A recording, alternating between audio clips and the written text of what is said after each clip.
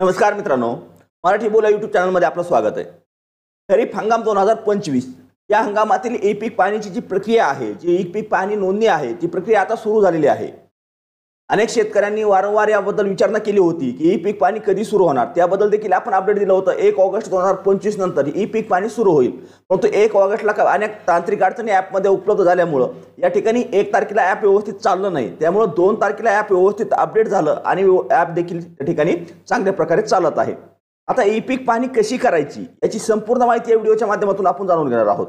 तत्पूर्वी जर आपण चॅनलवर पहिल्यांदा आलेला असाल तर चॅनलला सबस्क्राइब करायला विसरू नका, जेणेकरून असंच नवनवीन आणि महत्त्वपूर्ण अपडेट आपल्याला व्हिडिओच्या माध्यमातून भेटत राहतं। तर चला विलंब न करता आपण थेट मोबाईल स्क्रीनच्या माध्यमातून जे ॲप आहे ई पीक पाहणीचं, त्या ॲपच्या माध्यमातूनच ई पीक पाहणी कशा पद्धतीने करायची याची संपूर्ण माहिती घेण्याचा प्रयत्न करूयात।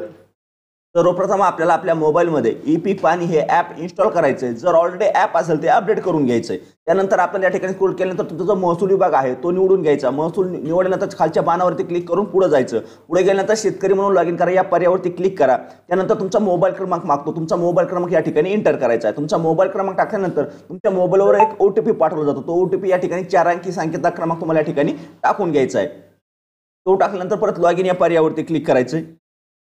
लॉग इन केल्यानंतर समोर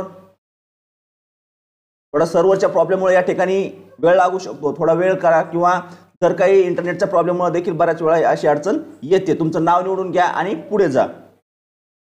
पानावरती क्लिक करून पुढे जायचं प्रत्येक वेळेस। आता या ठिकाणी तुम्हाला पर्याय दिले जातात, कायम पट, पीक नोंदणी, बांधावरील झाडे। तर आपल्याला या ठिकाणी काय करायचं, पीक माहिती नोंदवा या पर्यायावरती क्लिक करायचंय, कारण आपण पिकाची माहिती नोंदवणार आहे। त्या ठिकाणी तुमचा खाते क्रमांक जो आहे तो खाते क्रमांक निवडून घ्यायचा आहे। त्या गटाची तुम्हाला ई पीक पाहणी करायचं तो गट निवडायचा आहे। त्यानंतर तुमचं ते क्षेत्र ते सर्व या ठिकाणी ऑटोमॅटिक येईल। त्यानंतर हंगाम निवडायचा, पीक निवडायचं। त्यानंतर या ठिकाणी तुमचं जे काय पीक आहे ते पिकाचे नाव निवडायचं। समज कोणत्या पिकाची ई पीक पाहणी किंवा पेरणी केलेली आहे ते पीक या ठिकाणी आपल्याला निवडून घ्यायचं आहे। ते निवडल्यानंतर क्षेत्र किती, आता पूर्ण क्षेत्र असेल तर पूर्ण क्षेत्र यावरती क्लिक करा। जर कमी असेल त्या ठिकाणी तुम्ही स्वतः देखील टाकू शकताय। प्रवाही सिंचन पद्धती निवडा आणि पीक लागवडीची जी तारीख आहे ती तारीख या ठिकाणी निवडून घ्या आणि पुढे जा या पर्यायावरती क्लिक करायचं। त्यानंतर मला या ठिकाणी आपल्या पिकाचे जे फोटो आहेत ते फोटो घेणं आवश्यक आहे। आता फोटो आपण याआधी देखील घेतलेत, त्याची त्याच गटात तुम्ही असणं आवश्यक आहे। तुम्ही गटाच्या बाहेर जर असाल तुम्हाला फोटो घेत नाही, हे लक्षात असू द्या। छायाचित्र 1 आणि छायाचित्र 2 अशा 2 पद्धतीत या ठिकाणी आपल्याला फोटो क्लिक करायचे आहेत। पहिला फोटो घेतोय आपण। या ठिकाणी तुम्हाला लोकेशनची परमिशन देखील असेल तर तुम्हाला या ठिकाणी फोटो जे काय बाकीच्या गोष्टी आहेत कॅमेरा ॲक्सेस दिलेला असणं आवश्यक आहे, तर ते फोटो आणि जे लोकेशन आहे ते ऑन होतं आणि ॲप व्यवस्थित चालतं। त्यानंतर परत या ठिकाणी दुसरा एक फोटो घ्यायचा आहे आपल्याला।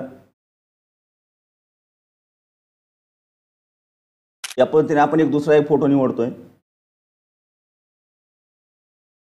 फोटो झाल्यानंतर खाली जो राईट बाण आहे त्यावरती क्लिक करायचं। संपूर्ण माहिती या ठिकाणी पाहायला मिळते, सर्व पाहायची, राईट करायचं आणि पुढे या पर्यायावरती क्लिक करायचं। अशा या पद्धतीने जी काही ई पीक पाहणी आहे ती आपली पूर्णतः या ठिकाणी झालेली आहे।